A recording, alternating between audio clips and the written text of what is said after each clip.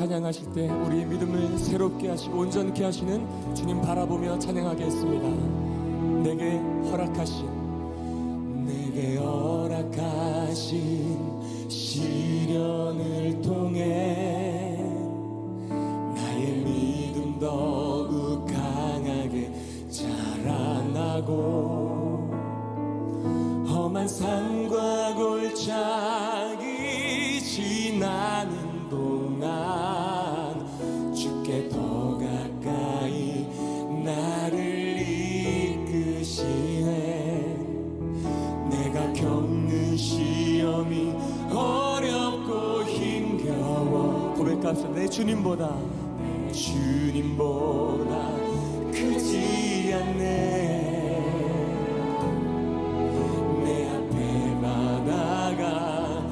갈라치지 않으면 주가 나로 바다 위 걷게 하리. 나는 믿네. 주의 능력으로 내 삶 새롭게 되리. 나는 믿네. 주의 능력으로 담대히 나가리라. 주와 함께 싸워 승리하리라. 날마다 믿음으로 나 살아가리. 내게 허락하신 시련을 통해 나의 믿음 더욱 강하게 자라나고 험한 산과 골짜기 지나는 동안 주께 더 가까이 나를 내가 겪는 시험이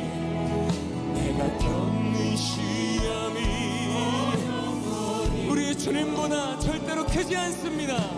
주님보다 크지 않네. 내 앞에 바다가 갈라자 믿음으로 선포합시다. 주가 나로 바다 위 걷게 하네. 나는 믿네.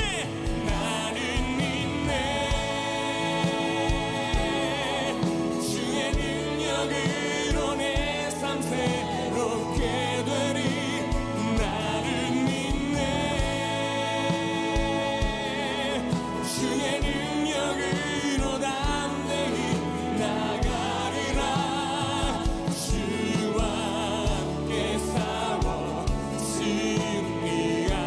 승리하리라. 날마다 믿음으로 나. 자, 우리 두 손을 높게 들고 선포합시다. 나는 믿네.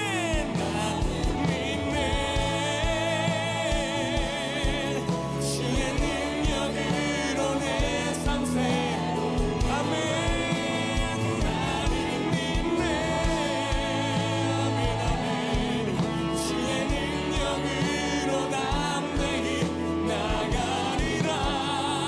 주와 함께 싸워 승리하리라.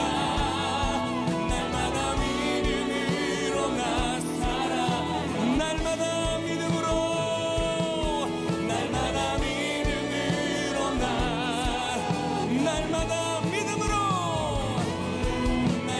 믿음으로 나 살아가리. 아멘. 우리에게 그 믿음을 허락하신 주님 앞에 우리 모든 감사와 영광의 박수 올려드리겠습니다. 할렐루야.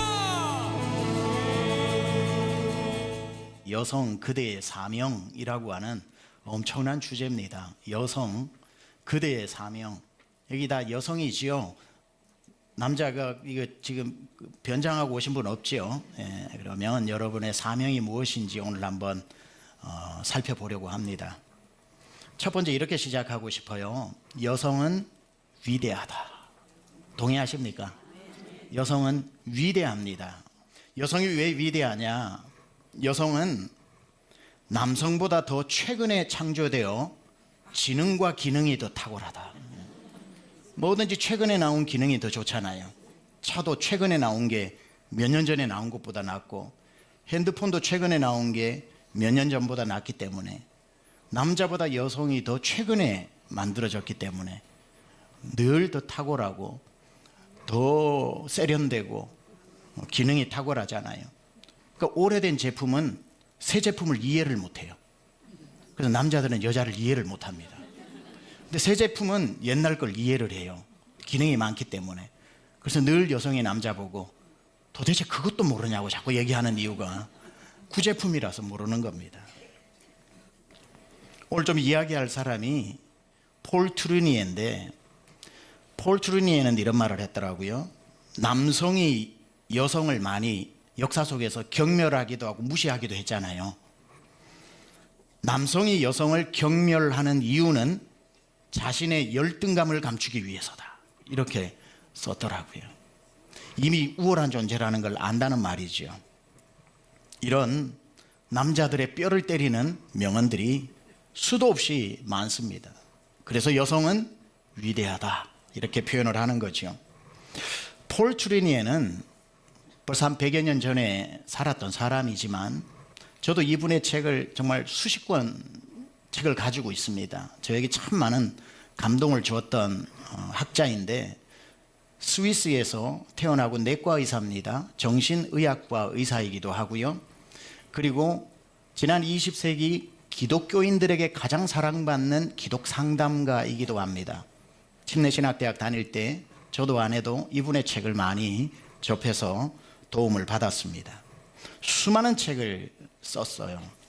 기회가 되면 폴 트루니의 책을 많이 구입해서 읽어보시기 바랍니다. 88세에 돌아가셨는데, 이분이 태어나서 몇 개월 안 될 때 아버지가 돌아가시고 6살 될 때 어머니가 돌아가시고 자폐를 겪게 됩니다. 자폐를 겪게 되다가 16살 때에 선생님 한 분을 만나고 자폐를 극복하게 돼요. 그러면서 수많은 그 아픔 속에서 만들어내는 그런 공감하는 상담, 그리고 인간 내면의 깊은 갈등, 이런 것들을 잘 표현해내는 학자입니다. 그가 88세 죽기 전 4년 전인 84세에 위대한 책 하나를 씁니다. 그 책 제목이 여성 그대의 사명은 이라고 하는 책이고, 제가 오늘 제목을 바로 이 책 제목에서 가지고 나왔습니다. 아주 재미있는 인사이트로 여성을 폴 트루니에가 성경적으로 밝히고 있는, 지금 오늘날 우리 세상은 굉장히 피폐하고 과학, 그리고 어떤 기술 만능주의, 점점 어떤 기술은 고도로 발달하는데 인간은 물질화되어지고 건조해지고 사막화되어지고, 이러한 시대가 지금 오늘날 물질 문명이 만들어낸 또 뒷그림자 아닙니까? 그렇죠?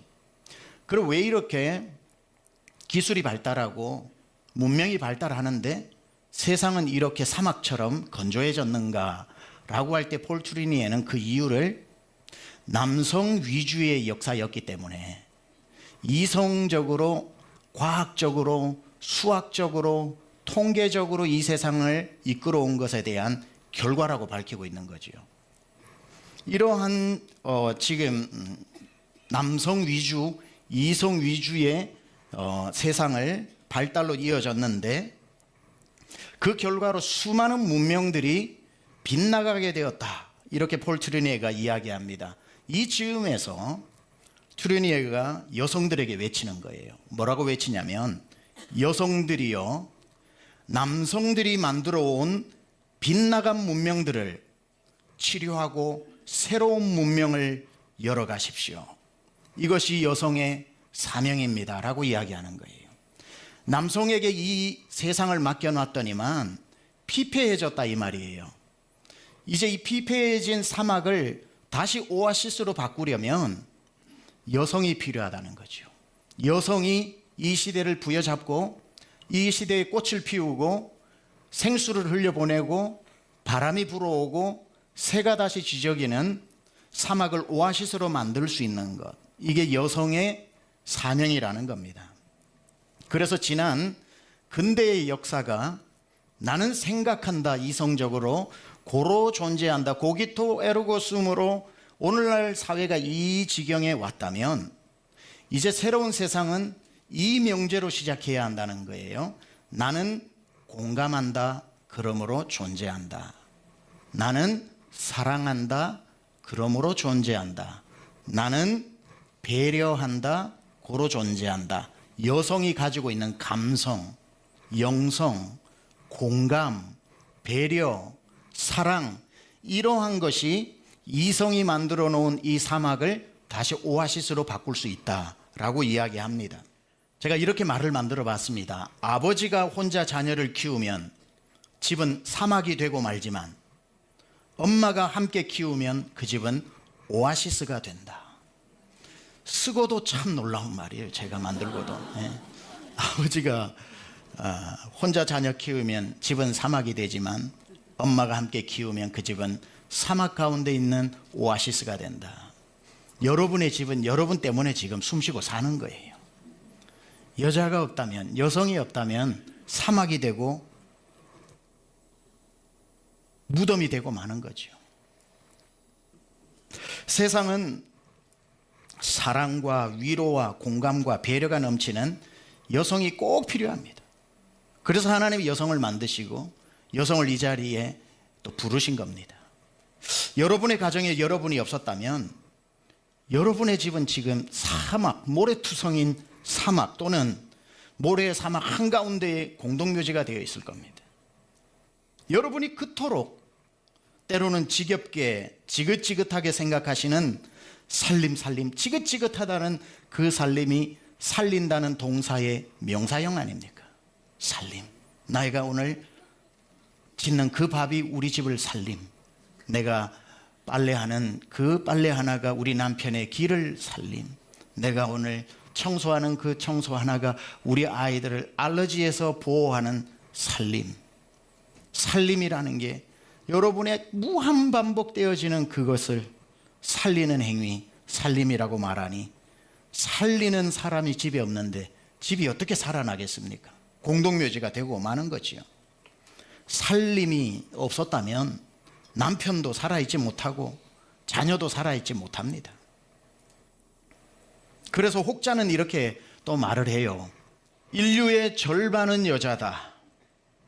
그리고 나머지 절반도 남자겠죠. 나머지 절반도 여자에게서 태어났다. 남자는 여자의 젖을 먹고 양육되며 여자와 결혼하여 죽을 때까지 여자와 산다. 그런데도 남자는 여자를 모른다. 이렇게 써놨더라고요. 평생 여자에게서 태어나고 여자에게서 양육받고 여자와 결혼해서 죽을 때까지 여자와 사는데도 남자들이 얼마나 어리석냐면 평생 살아도 여자를 모르는 거예요. 여러분의 남편이 여러분을 이해하지 못하는 건 너무 당연한 거예요. 너무 당연한 겁니다. 남의 집도 다 그래요. 여러분 남편만 그런 기형아가 아니라 모든 남자는 여자를 몰라요. 그런데 이 부부라고 하는 게 너무나도 신비하더라고요. 찾아보니까 여보라고, 서로 부부끼리 여보라고 부르는 분 한번 손들어 보세요. 여보. 여보라고 부르는 분. 예. 그럼 어이라고 부르세요? 에이! 이렇게 부르세요? 여보라고 보통 부르는데, 와, 여보라는 말이 저는 이렇게 멋진 말인지 몰랐어요. 한문인데요. 여자가 같을 여, 보자는 보배보. 여보라고 부르는 건 너는 보배 같아 이 뜻이라는 거예요. 그러니까 여보라고 부르는 건 보배야 라고 부르는 거예요. 와, 너무 멋지더라고요. 같을 여 보배 보자에 보배 같다. 여보 하면 당신은 내게 보배야 이 뜻인 거예요. 참 괜찮은 말인 것 같습니다. 당신, 이것도 한문이에요. 당신은 한문으로 하면 나의 몸이라는 뜻이에요. 다른 사람에게, 부부가 아닌 다른 사람에게 쓸 때는 2인칭 대명사인 당, 몸신인데, 그대의 당, 몸신인데, 부부간에 쓸 때는 그대 당이 아니라 내 당의 몸신을 써서 당신이라고 부르는 건 아담이 하와에게 얘기했던 것처럼 당신은 나라고 부르는 말인 거예요. 너무 멋진 말. 여보라는 말도 너무 멋지고 당신이라는 말도 그래서 너무 멋진 거예요.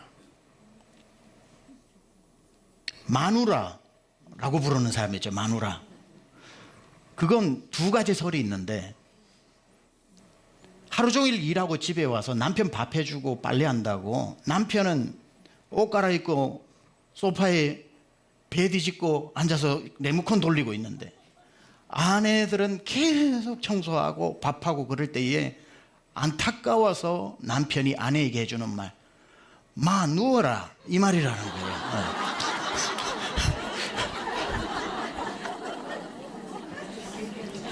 여기 와서 좀 쉬어라, 이 말인 거예요. 마누라가 마 누워라. 이게 첫 번째 설이고, 두 번째가 마누라는 마주보고 누워라, 이 말이래요. 마주보고 누워라. 마주보고 눕는 사람이 부부에 누가 있습니까? 조금 옛날 표현이지만 아내를 여편네라고 부르는 사람이 있어요. 여편네.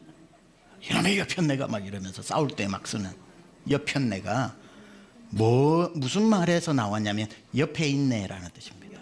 옆에 있네. 옆에 있네. 가만 보면 굉장히 친근한 말이에요. 옆에 있네. 옆에 있네가 여편네로 바뀐 거예요. 그러므로 이 부부라고 부르는 이름이 뭐든지 간에 참 부부만이 쓸 수 있는, 여보 하면 보배야라고 부르는 거고, 당신이라고 부르면은 당신은 나라고 하는 말이고, 마누라 그러면 지친 아내에게 좀 누워 쉬어라는 말이든지, 마주보고 누워있는 그 살가운 관계라든지, 아니면 여편네라고 우악스럽게 부르는 것 같아도 그게 들어보면 옆에 있네? 당신 어디 안 가고 옆에 있네? 내 옆에 있네 하는 반가움에 감탄사일 수도 있는 거죠. 이만큼 참 부부란 또 놀라운 것 같습니다. 이처럼 여성은 굉장히 위대하고 남성의 손에서 만들어져 온 이 문명 세계를 이제는 여성이 문명이 발달해서 사막화되어져 버린 이곳에 공감과 사랑과 배려와 감성과 때로는 기쁠 때 웃음과 슬플 때 눈물을 심어서 꽃이 나게 하고 오아시스로 만드는 것, 이게 역사에 서 있는 여성의 사명이라는 겁니다. 자, 그렇다면 이게 일반적 여성의 위대함과 사명이라면 우리는 크리스찬으로서 이제 성경에서 말씀하고 있는 여성의 위대함, 여성의 사명을 좀 더 들여다봐야 될 것 같아요. 성경은 여성을 어떻게 평가하고 있는가? 성경은 여성을 무엇라 말하는가? 성경에서 여성은 남성의 열등한 존재가 아니라 남성과 동일한 피조물이라고 기록하고 있습니다. 조선시대에 남존 여비를 겪어왔던 그건 다 세상의 문화인 거고, 죄에 빠진 인간이 만들어낸 계층 구조이고, 성경에 돌아가면은 남자와 여자에는 열등과 우등의 관계가 전혀 없는 perfectly equal being, 완전히 동일한 피조물이라는 거예요. 동의하시죠? 성경에서 여성을 어떻게 설명하고 있냐면, 성경에서 여자라고 하는 단어가 제일 처음 등장하는 게 오늘 저와 여러분이 읽었던 본문 중에 하나인 창세기 1장 27절입니다. 여기 보면 같이 한번 읽어볼까요? 시작.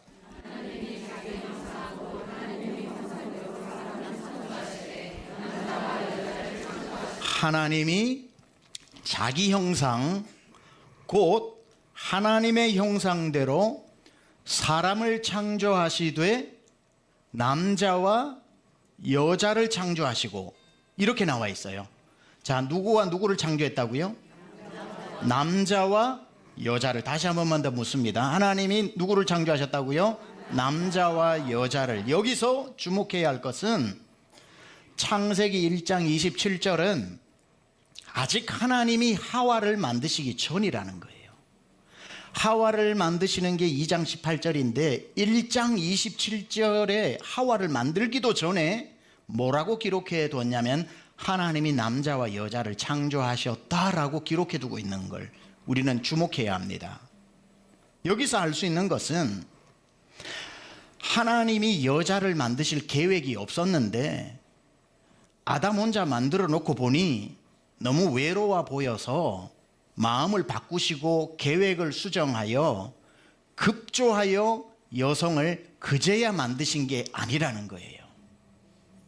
하와를 만드신 건 2장이지만 하나님 마음속에 여자를 창조하신 건 벌써 태초 이전에 하나님 마음속에 창조물로 들어있었다는 것이고, 이 세상에 등장하는 순서가 2장 18절인 것 뿐이지, 계획이 없이 남자만 지어 놓으셨다가 너무 이 남자 혼자 두니까 볼품없고 몸에서 냄새나고 발냄새나고 하나님도 가까이 하기에 너무 냄새나서, 그래서 여성을 급조해서 만드셨다면 문제가 뭐냐면은 하나님의 창조는 불완전했다라는 뜻이잖아요.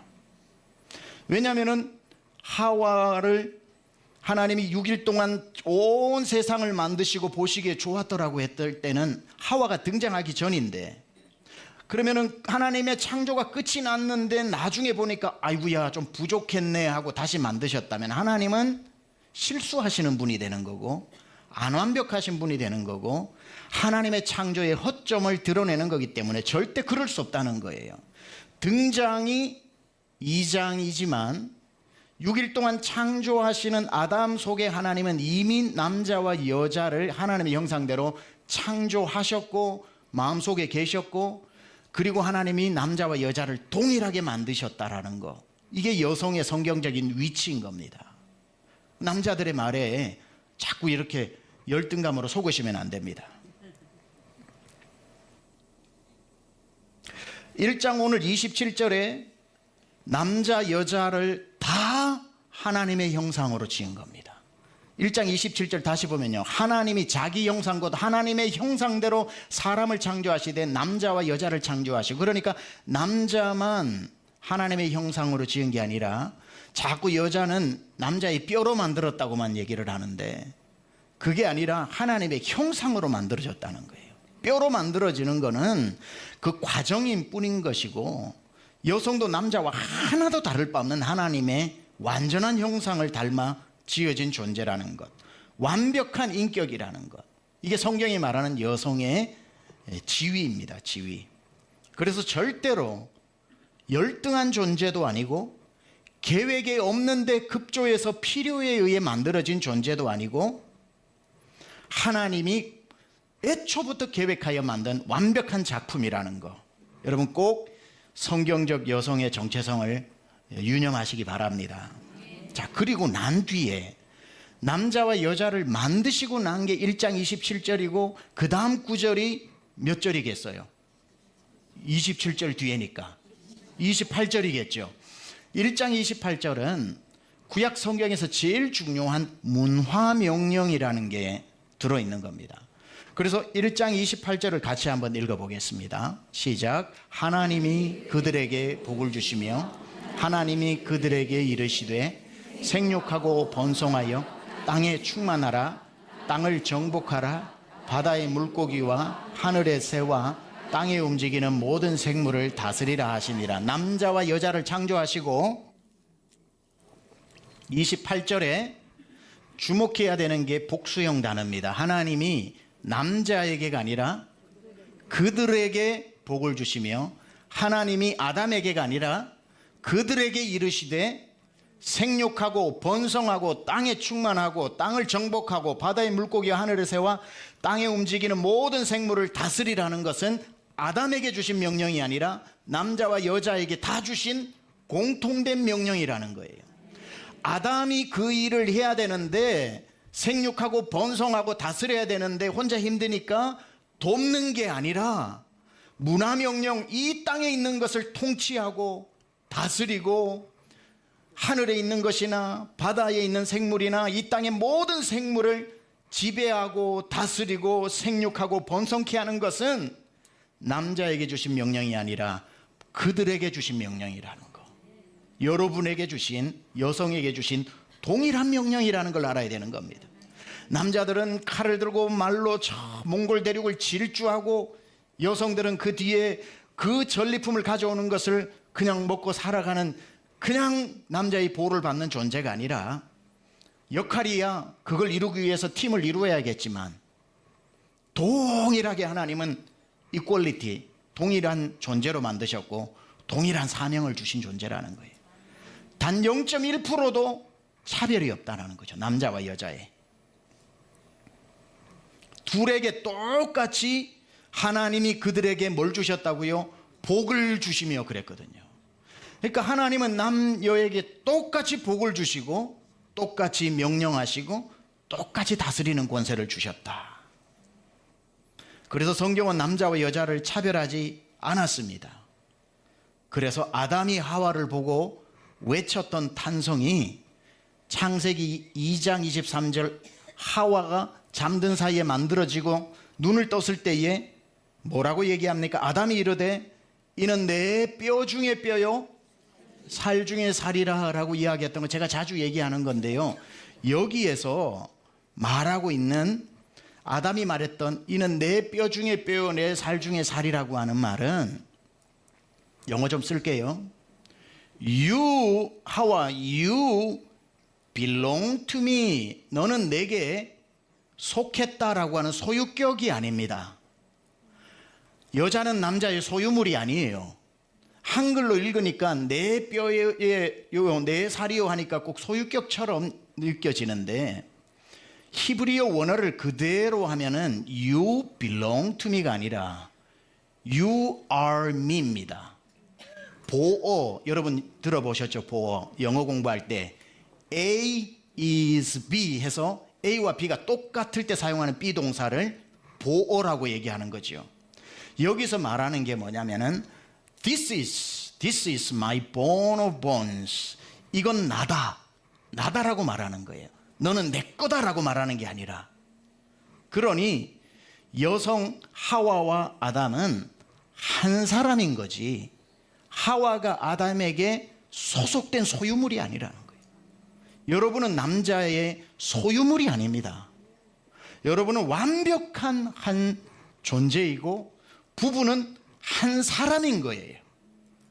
이게 성경에서 말하는 하나님은 남자와 여자를 필요해서 여자를 나중에 만든 기능적 존재가 아니라 하나님의 창조의 섭리에 완벽히 들어가 있었고 하나님은 그렇게 남자와 여자를 차별 없이 창조하셨고 그들에게 똑같이 축복, 복을 주셨고 만물을 주셨고 아담이 하와를 볼 때 너는 내 거라는 계층이나 소유물로 평가하지 않고 너는 또 다른 나라고 말하는 완벽한 이퀄리티를 말하는 게 성경의 여성의 정체성이라는 거죠.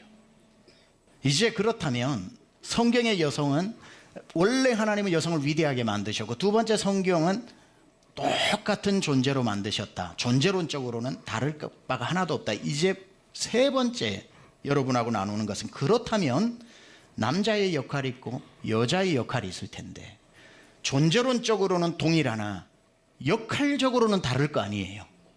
역할이 다르지 않다면 다 남자만 만드셨겠죠. 아니면 다 여자만 만드셨겠죠. 그러니까 그러면 하나님은 여자를 왜 만드셨는가에 대한 여성의 성경적 창조 목적과 역할, 이게 오늘 제목인 여성 그대의 사명은 이라고 하는 이제 여성으로 하나님이 나를 지으셨다. 다른 표현으로 하면은 여성으로 나를 불러내셨다. 여성이라고 하는 사명을 주셨다. 여러분은 집사이기 전에 권사이기 전에 여러분은 여자이잖아요. 여자라고 하는 첫 번째 사명이 있는 거예요. 그렇다면 성경에서 말하는 여성의 사명은 무엇일까? 이걸 여러분하고 한번 알아보는데 그게 이제 성경에서 여성을 하나님이 만드신 목적을 정확하게 기록해 놓은 게 창세기 2장 18절인 겁니다. 오늘 창세기 2장 18절을 한번 같이 읽어보겠습니다. 시작.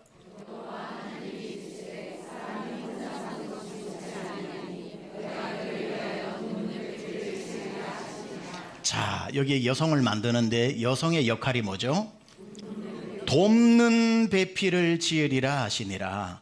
기분 약간 나빠지려고 하시죠. 목사님 지금까지 똑같다 그래놓고 결국은 돕는 배필로 우리를 또 늘 들어왔던 것으로 레벨 다운 시키는 것 같은 여러분 한국말은 끝까지 들어보셔야 됩니다. 이 돕는 배필에 대해서 지금부터 설명을 드린다 이 말이에요. 그런데 영어 성경으로 먼저 이 돕는 배필을 좀 이해해 볼 필요가 있는데 가장 대중적으로 많이 읽혀지는 성경인 NIV 성경 New International Version에는 이 영어로 이렇게 되어 있습니다. The Lord God, 우리 하나님, The Lord God said, It is not good for the man to be alone. 이게 참 보기에 좋지 않다. It is not good for the man, 남자가 to be alone, 혼자 있는 게 좋지 않다. I will make a helper. I will make a helper. 헬퍼를 좀 하나 만들어야 되겠다. I will make a helper. 그 이 헬퍼를 수식하는 게 뭐냐면 suitable for him. suitable for him. suitable이 뭐냐면은 딱 맞는 이 뜻이거든요. 그러니까 남자를 위한 헬퍼를 만드셔야 되는데 이 헬퍼를 어떤 사람이냐면 그 사람에게 딱 맞는 헬퍼. suitable helper. 그러니까 여러분의 남편이 있잖아요. 세상의 남자는 40억이라도 남편은 하나잖아요. 한 3명 되시는 분 계십니까 여기에? 근데 그 남편을 여러분이 생각을 할 때에 남편을 보면 참 내 아가씨 때 따라다니던 그 미스터 킴이 자꾸 생각나고 내가 그 미스터 킴하고 결혼을 해야 되는데 내가 이 인간을 만나서 지금 이렇게 고생하는구나 생각이 들지 몰라도 성경적으로 볼 것 같으면 suitable for him, 여러분이 그 사람에게 가장 완벽한 배우자이기 때문에 그 사람을 만나게 한 거예요. 자, 여기서 잘 봐야 되는데 진짜 중요합니다. 그 사람이 여러분에게 딱 맞지는 않을 거예요. 성경에는 그런 말은 없어요. 그런데 그 사람에게 여러분은 딱 맞는 사람이에요. 근데 여기에서 돕는 배필, 이제 잘 들으셔야 돼요. 이제 시간이 많이 가기 때문에 집중해서 저도 맞춰야 됩니다. 돕는 배필이라고 하는 게 에제르 케네게드입니다. 에제르 케네게드. 배필이라 케네게드인데 돕는 할 때 돕는 에제르를 좀 설명을 드리려고 해요. 여성을 돕는 배필이라고 했는데 여기서 돕는이라고 하는 말은 에제르라고 해요. 에제르라 구약 성경 히브리어로, 신약 성경으로는 파라클레토스라고 이야기합니다. 이 에제르는 구약에 17번 정도 사용되는데 하나님을 이야기할 때 사용하는 단어입니다. 하나님은 우리를 도우시는 분이시다 할 때에 하나님, 시편에 응용되는 용어까지 하면은 17번이 아니라 수를 해야 될 수가 없죠. 이게 이제 신약으로 오면 성령님을 이야기할 때에 파라클라토스로 나올 때에 에제르입니다. 그러니까 이 아담 옆에 하와는 에제르로 지어졌다는 거예요. 하나님처럼 돕는 이로, 성령님처럼 돕는 이로. 여기서 질문 드립니다. 여성은 돕는 자로 만들어졌고 남자는 도움을 받는 존재로 만들어졌어요. 도움을 받는 사람이 힘이 셉니까? 돕는 사람이 힘이 셉니까? 맞죠? 약한 사람이 도움을 받는 거 아닙니까? 근데 하나님이 남성을 돕는 자로 세운 게 아니라 여성을 돕는 자로 세우셨고 남자 옆에 하나님처럼 성령님처럼 에제르로 세우셨다는 거예요. 이게 성경의 여성의 정체성이에요. 여러분은 여러분 남편을 에제르, 아내로서 에제르, 여러분은 여러분의 자녀에게 있어서 엄마로서 에제르, 하나님 같은 존재예요. 돕는 존재라는 거지요. 인간은 연약하죠. 우리 힘으로 할 수 없는 게 너무 많잖아요. 근데 여러분이 힘으로 할 수 없을 때 여러분보다 힘없는 존재에게 도와달라고 안 하죠. 여러분이 힘들고 연약할 때 누구에게 도와달라고 그래요? 하나님 날 도와주세요 그러죠. 그때 등장하는 하나님의 이름이 돕는 자 에제르입니다. 에제르의 가장 큰 특징, 그게 로마서 8장 26절이에요. 이와 같이 성령도 우리의 연약함을 도우시나니 우리는 마땅히 기도할 바를 알지 못하나 오직 성령이 말할 수 없는 탄식으로 우리를 위하여 친히 간구하시느니라. 에제르 성령이 우리같이 바보라서 구할 것도 모르고 뭘 해야 될지도 모를 때에 이렇게 기도도 하라니까 눈만 감고 있고 그럴 때에 에제르 성령님이 어떻게 해요? 우리를 위하여 오직 성령이 말할 수 없는 탄식으로 우리를 위해 간구하시느니라. 가만 보니까 그래요. 사고는 남편이 쳐요. 사고는 남편이 쳐놔도 남편들은 자기가 쳐놓은 사고에 기도 안 해요. 보면 제일 먼저 교회 와가지고 하나님 앞에 자기가 사고 친 것처럼 하나님 저 사람 좀 용서해 주세요. 하나님 저 사람 좀 불쌍히 여겨주세요. 하나님 저 사람 저렇게 기 꺾이면 안 돼요. 저 사람 저기서 무너지면 이제 다시 못 일어나요. 남편은 연약해요. 그런데 에제르 아내가 있기 때문에 아내가 와서 성령도 우리의 연약함을 도우시나니 우리가 마땅히 기도할 바를 알지 못하나 성령이 말할 수 없는 탄식으로 우리를 위해 친히 간구하는 것처럼 아내들의 눈물이 가족을 살려내고 있거든요. 남편이 실패를 해도 주님 앞에 나와 남편의 마음으로 기도하는 건 아내예요. 하나님 저 사람 기 좀 살려주세요. 저 사람 기 꺾이지 않게 해주세요. 한 번만 더 저 사람 좀 일어날 수 있도록 기회를 주세요. 에제르의 탄식의 기도가 가족을 살려낸 거예요. 자녀들이 조금만 잘못된 길을 가도 아빠들은 그러면서 크는 거라고 큰 소리 치지만 그 얘기 들은 그 모습 본 엄마는 그렇게 말 못해요. 주님 앞에 달려나와 에제르의 기도를 하는 거예요. 하나님 우리 아이 좀 불쌍히 여겨달라고, 제가 힘쓰고 애쓰는데 길 막히지 않게 해달라고, 길 한 번만 열어달라고, 저 아이 인생에 기 꺾여가지고 뭘 못하던 일 없도록 하나님 한 번만 은혜를 베풀어 달라고 엄마들의 에제르의 기도가 자녀의 막힌 길을 열고 막힌 길을 열면서 여러분 지금 이 날리 때까지 인도해 온 것입니다. 그래서 성령님은 여성을 닮고 여성은 에제르를 닮은 겁니다. 지금까지 저의 목회에도 수많은 제가 목회를 혼자 어떻게 합니까? 눈물에 에제르의 기도가 없이 클라짓 안에 들어가 부르짖고, 지금도 3시면 일어나요. 3시면 일어나 2시간씩 기도해요. 2시간 기도하고 성경 읽고. 미국에서는 아침 6시면 애들 학교 보내야 되거든요. 그래서 7시부터 액티비티 활동 1시간, 풋볼을 하고 오케스트라를 하고 하니까 6시 뭐 이렇게 일어날 수가 없어요. 훨씬 4시, 3시에 일어나서 기도할 거 다 하고 아이들 밥 해가지고 6시부터 준비시켜서 7시에 학교 가고 몸에 배이다 보니 지금도 오늘 새벽도 3시에 일어나 그냥 외치는 거예요. 전 늘 얘기해요. 층간소음 생각하고 층간소음 생각하고.